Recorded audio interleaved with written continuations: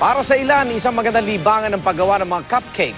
Pero pwede na rin itong gawing isang patok na negosyo. Nakatutok si Bernadette Reyes.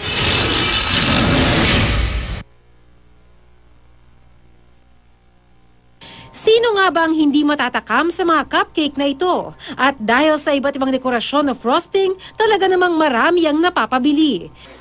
Si Regine dati-rati hobby lang ang paggawa ng cupcakes. Pero ngayon, unti-unti na lumalaki ang home-based niyang negosyo. Sa mga okasyon daw kasi o kahit simpleng merienda lang, ang mga cupcakes, lalo na kung home-baked. Parang ang sarap magpasaya ng tao through food, especially yung cupcakes na gusto ko rin naman kainin. Parang happiness na nadudulot kapag yung merong something personalized na ibibigay sa'yo. Hindi lang siya simpleng cake na merong icing. Ipinakita niya sa amin kung paano gumawa ng kanyang bestseller na Red Velvet Cupcake. Ang pangunahing sangkap, mantika, harina, asukal at red coloring. Hinalo sa mixer. Nilagay sa oven, pinalamig sandali at saka nilagyan ng espesyal na frosting. Kung may oven ka sa bahay, salagang 500 hanggang 1,000 pesos. Depende sa ingredients, makakagawa ka na raw ng isang dosenang espesyal na Red Velvet Cupcakes.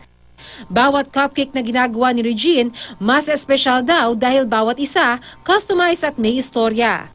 Ang cupcake store na ito sa Quezon City, 5 buwan pa lang, pero marami na ang dumarayo. Bukod sa mga nakatatakam na flavors, environment-friendly raw ang tindahan dahil ang plato at tinidor dito gawa sa kahoy at biodegradable. Ayon sa may-ari, katuparan daw ito ng pangarap nilang mag-asawa. Tuwing umaga siya raw mismo ang nagbe-bake ng mga cupcakes. Matagalan rin namin silang recipe pero every week or once in a while, lagi kami may new flavors, new invention. Sa tindahan namang ito sa Makati, isa raw total dining experience sa pagkain ng cupcake. Interior design pa lang kasi, tila busog ka na. Konsepto ito ng dalawang magkaibigan na galing sa fashion at restaurant industries. Cupcakes are baked fresh every day, 3 times a day. We deliver to stores. Gusto namin ibigay is yung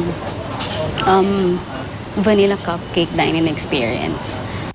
Kung plano mong subukan lahat, may 6 na flavors lang naman na pwede mong pagpilian. Pero anumang labis ay masama sa kalusugan. Kaya para mas matamis ang buhay, huwag kalimutang maghinay-hinay.